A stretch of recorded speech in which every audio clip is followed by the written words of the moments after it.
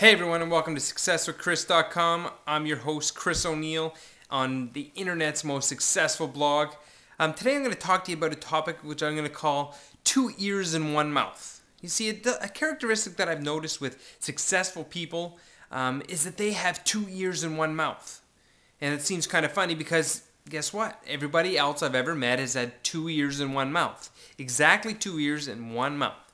And the interesting thing I find is that successful people use them exactly that way. In fact, they use it probably as if they had 14 ears in one mouth, right? Because you've been designed that way to have a lot more listening power. And you really have to point that, and it's very important, in fact, that I pointed out that you need to listen more than you talk. You see, the difference is successful people listen a lot, and unsuccessful people, or successfully challenged as we'll call them, and mediocre people, they'll actually talk more than they listen. They like to hear themselves talk. They like to hear themselves complain and whine and wow, you know? And successful people don't do that. They know that nobody is interested in their problems. They know that people are not interested in them a lot of times. I've actually interviewed successful people, and they're amazed that they were interviewed because most people don't ask how they made it to the top. And I'll tell you, go out there and ask a few people how they made it to the top. They'll be more than happy to help you, more than happy to talk to you. They'll be very excited about talking to you about how they made it, because not many people ask that. And if you ask me, that's an important question to ask a successful person if you want to get to where they're going. So anyways, back to my topic. They listen because you find out what people want. And you can go through a whole conversation with somebody, and if all you do is listen, they're going to go back and think you are the most fascinating person they've ever met. Why? Because you listen to them. They want to feel important, right? Everybody out there wants to feel important. And how do they do that? If somebody's listening to them, that makes them feel really important.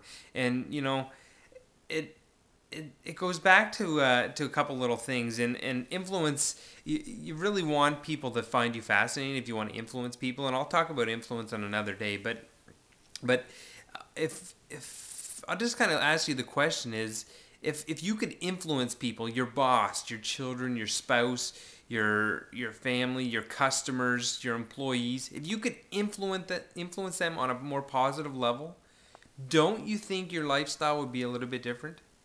How do you think it would feel if everybody around you respected you and everybody around you found you fascinating just because all you did is zip your mouth and listen with your ears all the time? You know, it's really important to pick up on this topic.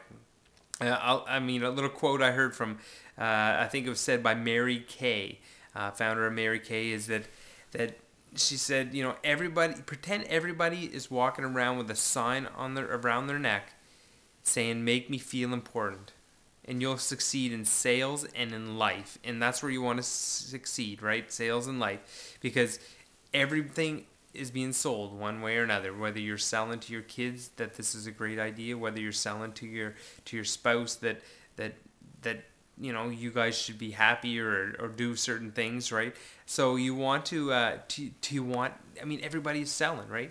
And your life will change and be so much better if you just listen. And you take it, I'm going to introduce you to my dog. Ginger, come here. Ginger, come.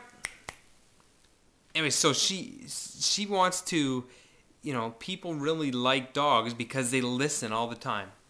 Have you ever seen a dog get, you know, kicked out of their home? No, because they listen all the time, right? They just love. They just show love all the time, and they never say a word.